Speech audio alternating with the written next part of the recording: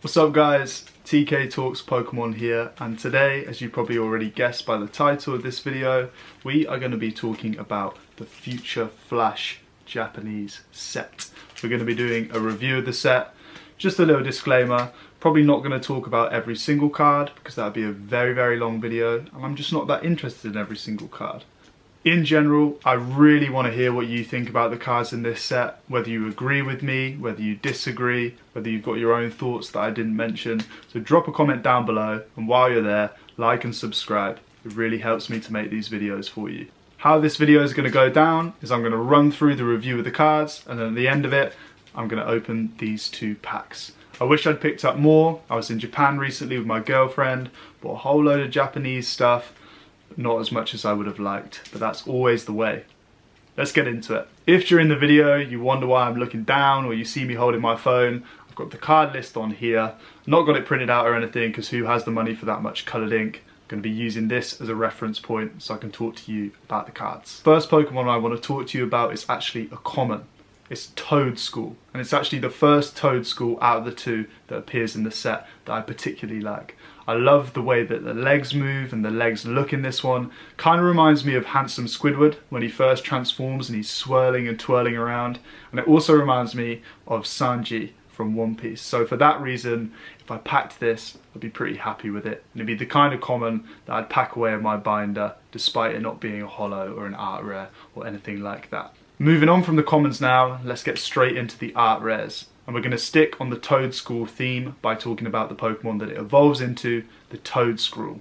I really like this card. I like the Independence Day, kind of alien cryptid coming to Earth to beam you up and probe you vibe that it gives off.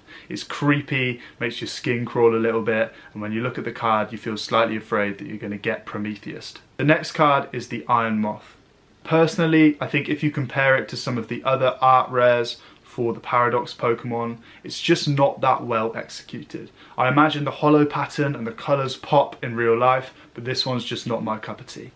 Now let's talk about the Vanillish. Super cute card. In fact, my missus, who has never bought any singles in her life, picked up this card in Japanese when we were in Dotonbori in Osaka just a few weeks ago. The art style in this one kind of reminds me of Moshi Monsters, a game I played when I was young. I don't know if anybody else can remember that, so it's got that nice nostalgic feel to it. One of the things I also like about this card that appeals to kind of a black humour is that what Vanillish in this is essentially doing is watching non-sentient versions of itself be eaten in front of it, which I imagine must be quite a stressful experience. And that contrasts with the huge smile on its face, which you could maybe look at as a grimace when you place this in that kind of context. I kind of like that. The next card I'm going to talk about, I think, is absolutely gorgeous, particularly in Japanese, where, as you may know, quality tends to be a little bit better, and those holo patterns and colours tend to really pop compared to the English sets. Yes, of course, I am talking about the Espathra, who actually I hadn't heard of before I saw this card. The artwork in this card reminds me of the poster for the Japanese movie Suzume, so there's that link, which is kind of cool, particularly with the flaring of the light. In this one I think that Espathra looks like some sort of cosmic ballerina, graceful and captivating. As I said, I had no idea that Espathra even was a Pokemon prior to seeing this card, but this card put it on my radar. And I think that's the mark of a really well executed card. It takes a Pokemon that you might not know anything about, might not really care about, might not think is that cool, and then changes your perceptions of it. That's powerful art. The next card is the Steelix. Where are my Steelix fans at? Always been a big fan of Steelix. In fact, I managed on our Japan trip to pick up a Mega Steelix for 200 yen, which is about £1. From an electronics store that happened to have a small TCG section, which I'm really gassed with. And if I remember that I talked about it, I'll get it out later in the video and just show it to you. I've always loved that kind of jagged, skeletal form, and I've loved that oversized, mandible-like, powerful jaw. Just looks badass to me. I love this style of card that you see in the SV era of Pokemon in the human world, interacting with the humans, using their innate power to make humans' lives easier and work in cohesion. I think it's a really cool way of seeing Pokemon in real life setting. The scene fits in really well, and I really love that they use the construction to show the sheer scale of Steelix as a massive Pokemon. The next card I'm going to talk about is the Swablu, and I really like this one. What it has that I like is that what's going on, I need to peer a little bit closer to work out what's off about this image factor that some of the Ditto cards have. That really draws you in, and I particularly love the expression on the Swablu's face. How proud it looks to be fitting in with the Wingull. Kind of reminds me of when I was a kid and my brother would let me hang out with him and his mates, which made me feel very cool. The next card, and actually the final card that I'm going to talk about in this set, is the Iron Jugulis, which in my personal opinion is the best card in the set. If I pull this later on in those 2 packs, I will be gassed. I absolutely adore the art style. I've not always been the biggest fan of Paradox Pokemon in general, especially certain Paradox Pokemon, in that I feel like they don't really look like future Pokemon, they look more like aliens and don't necessarily look like they fit in the world of Pokemon to me. However, I think that's exactly what this card has going for it.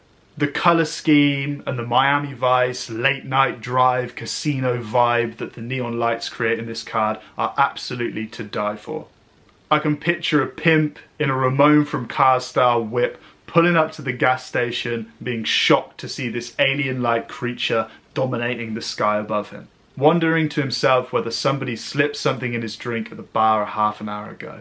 My favourite cards are ones like these, where you look at it and it's so easy to come up with a story for it in your mind.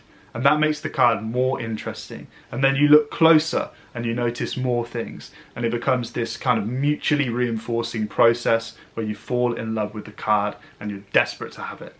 As I said at the start of the video, I only picked up 2 packs of these. And after looking at the set list, I really wish that I'd picked up more. Just quickly while I remember, I'm going to show you the Mega Steelix that I picked up. And I'm hoping it will focus on the camera.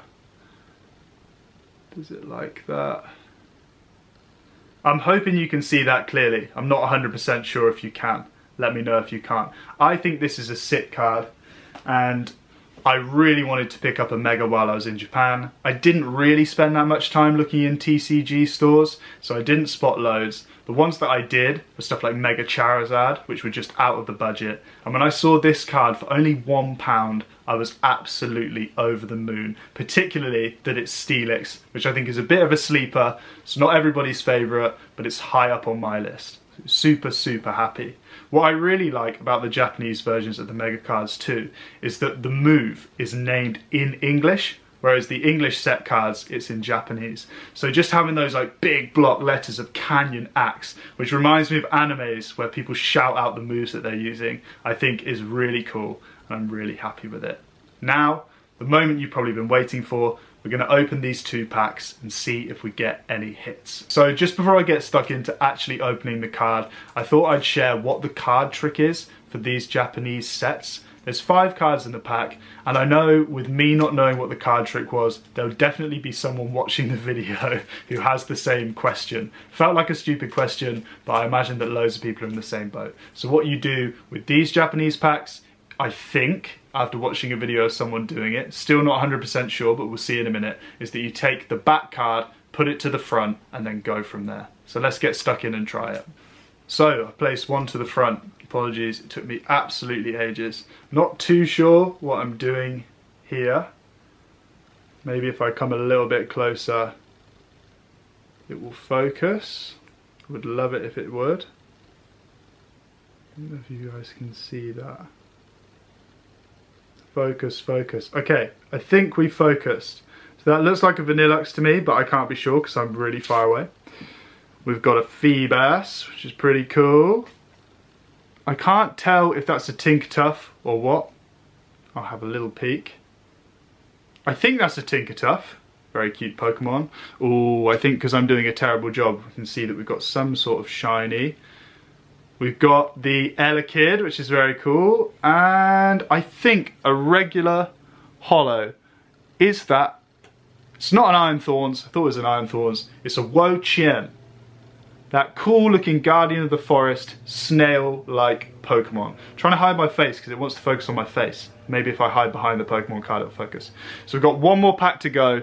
Hopefully we can get a heater and hopefully I get better at opening these. Forgive me, it's the first time I've opened anything on camera. It's the first time I've ever made a YouTube video. So, seeing as it's the first, if you like it, please physically like it, comment, subscribe, give me all the love and I'll keep making these videos for you. Okay, took me a bit less time to open this one. Try and hide my face behind it. So what have we got? We're starting with... Is that a Simipour? I think I remember the name of that card from the Black-White era. Awesome era of Pokemon.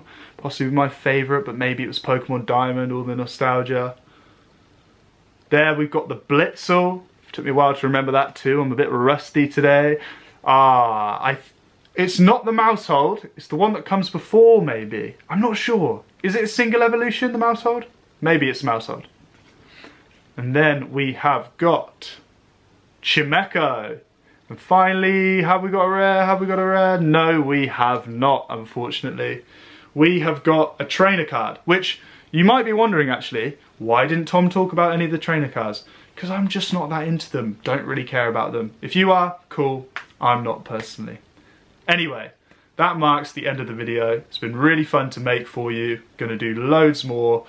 When the new sets get leaked or announced, I'll start doing those. But for now, I'm gonna stick working through the SV era. I've got some cards from pretty much all of the sets, and I'll be opening them at the end of the videos. Thank you very much for watching. Peace.